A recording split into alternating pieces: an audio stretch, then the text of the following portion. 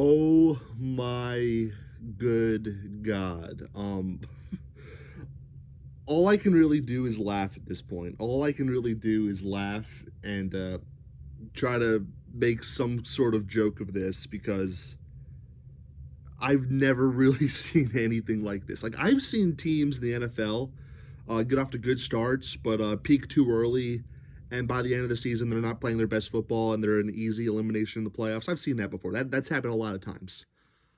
I've never seen a situation where a team at one point in the season, like deep into the season, is in the conversation for being the best team in the NFL, and they end the season while being in the conversation for possibly being the worst team in the NFL. Like, no joke, no hyperbole. I'm not overreacting right now. I'm not trying to be a dick. I don't think the Eagles could beat the Carolina Panthers at this moment. That's how pathetic they are. The game's still going on. I'm recording this at halftime of this game. This is a collapse of epic proportions that this city has not seen since the like of the 1964 Phillies. The Eagles have had collapses since then. Phillies, Flyers, Sixers. Of course, it's Philadelphia. We have collapses. You don't think collapses happen in Philadelphia? Collapses happen in Philadelphia all the time. Just look at our infrastructure. That's another topic. But this is almost impossible levels of failure that it's comical at this point. Like, when they lose to the Buccaneers next week, and I said when, there's no ifs there. It's when they lose to the Buccaneers next week. Let's get that out of the conversation right now. When they lose to the Buccaneers next week, this organization is going to have to do a lot of soul searching in the offseason to make sure that something like this does not happen again. And that starts with Nick Sirianni being fired. That's not an overreaction. Jeffrey Lurie did a similar thing with Chip Kelly at the end of 2015. Chip Kelly had a mediocre 7-8-1 season, I think, at the end of that year. But the damage had been done.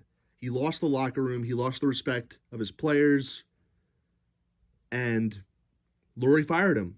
Lurie made a decision. He stepped in, and he fired him.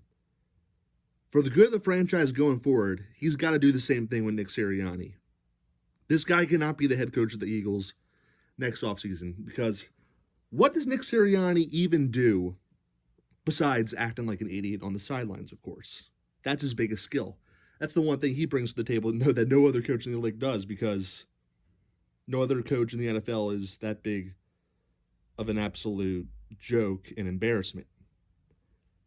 He doesn't call plays. He doesn't help run the defense.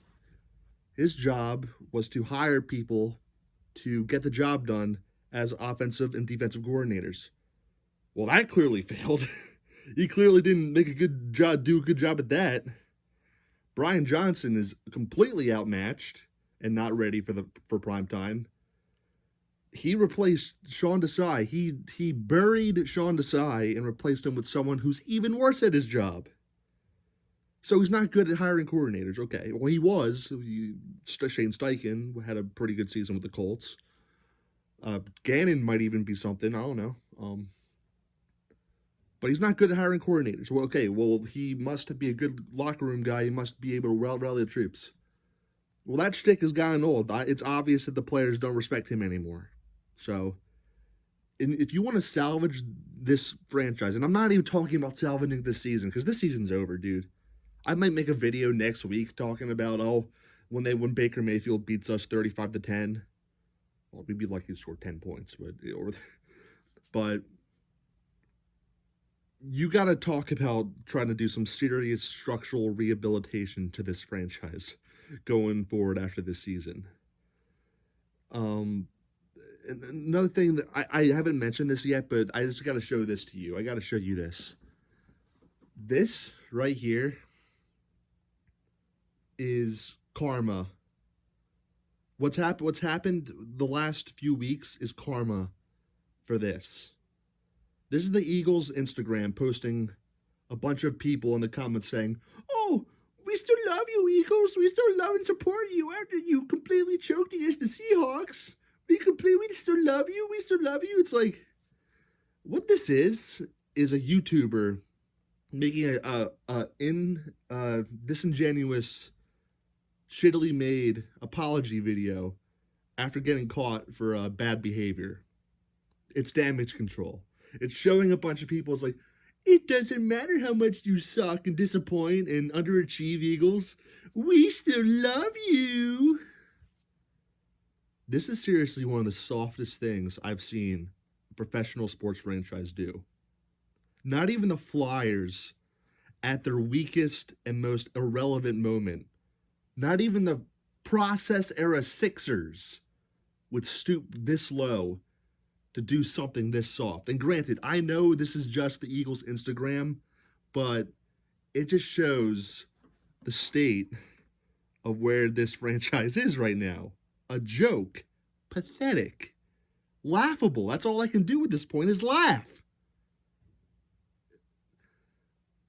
The more I think about it is that we missed a goal and opportunity to win the Super Bowl last year. And that opportunity may never come again with this current core, and it's definitely not going to come again with this current coaching staff. It's not. Let's get that out of our minds right now. It's not going to happen. So, when you have an opportunity to win the Super Bowl with your current core, you got to take advantage of it. They didn't. They did not take advantage of it. The only teams that, of course, you could be like, oh, they'll be back. They'll be back. The only teams I know that are going to ever be back to the Super Bowl after not winning it were, in my lifetime, were Brady and Belichick and Mahomes and Reed. Mahomes and Reed are going to be in 3 or 4 more Super Bowls by the time they call it quits. This Sirianni-Hurts combination, that was a one-and-done shot, and that you can't convince me otherwise. So, yeah, that's my current thoughts on this whole Eagles situation. Season that started off 10-1 ends in absolute flames. Poor Merrill Reese, dude. Poor Merrill Reese. I can only imagine what he's thinking right now. See you next week in Tampa. See you next week in Tampa, boys. I can't wait for it. Can't wait. Let's go Birds, baby. Let's go Birds. Can't wait, man. Can't wait.